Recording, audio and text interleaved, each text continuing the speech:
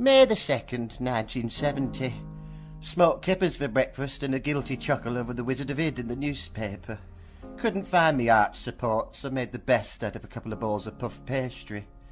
Met my agent for lunch at the Dorchester. Forlornly pushed a rum barber around my plate as he waxed lyrical about his new solar-powered calculator. Paid the bill as per and took a leisurely walk home by the river where I saw a tramp shouting at some sick. Had a Fray Bentos kidney pie for dinner with a glass of dandelion and burdock. Listened to the wireless later and accidentally dropped a jammy dodger behind the radiator. Tried snagging it out with a novelty fly swatter, but only succeeded in pulling a muscle and retrieving a 2-year-old stale gypsy cream. Was just slipping into sleep during the golden shot when the doorbell rang. It was my neighbour, Cleo Lane, complaining that her husband, Johnny Dankworth, had nearly choked to death when a cherry from my tree fell into his saxophone while he was out practising scales in the back garden. Tried to placate her with a walnut whip, but she had the bit between her teeth. I promised to cut down the offending tree if she agreed to stop scatting during the chorus of Sending the Clowns. Went to bed very late. Couldn't find the bottoms to my Ivor the Engine pyjamas, so went to bed all mismatched with half a pink panther. Was woken up at 4 a.m. by a singing ghost. November the 7th, 1974. Breakfast of porridge oats and a glass of flat Vimto. Spent the day writing combs for a charity event organised by Terence Rigby's barber. In the evening I went to the opening night of the West End production of Zardos.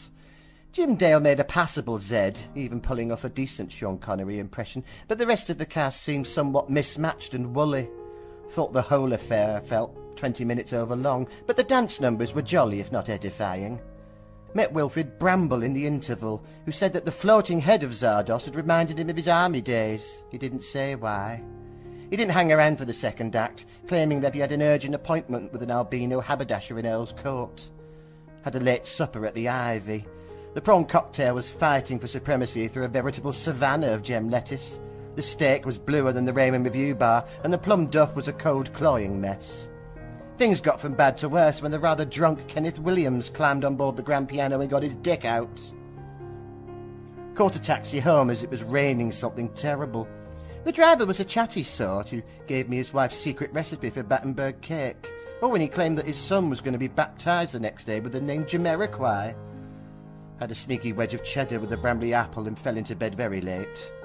Couldn't sleep, so spent an hour translating a rejected script of Are You Being Served into Latin. Saw the ghost again. Asked him to do No Woman, No Cry. He said he didn't know it. December the 12th, 1976. A much-anticipated full English breakfast completely ruined by the accidental inclusion of kidney beans instead of baked. Went up into the loft to lay my hands on a well-thumbed Oxford Concise and ended up falling into a violin case. Couldn't get out for quite a while, so just gave in and had 40 winks. Was eventually saved by the postman, who climbed in through the parlour window, hoisting me out, but insisted that I show my appreciation by giving him an early Christmas tip. Spent the best part of the afternoon feeding an escaped lion in Hyde Park, and then popped into my local for a dry sherry. Ended up bumping into Barbara Woodhouse, who was in town for the weekend promoting a dog.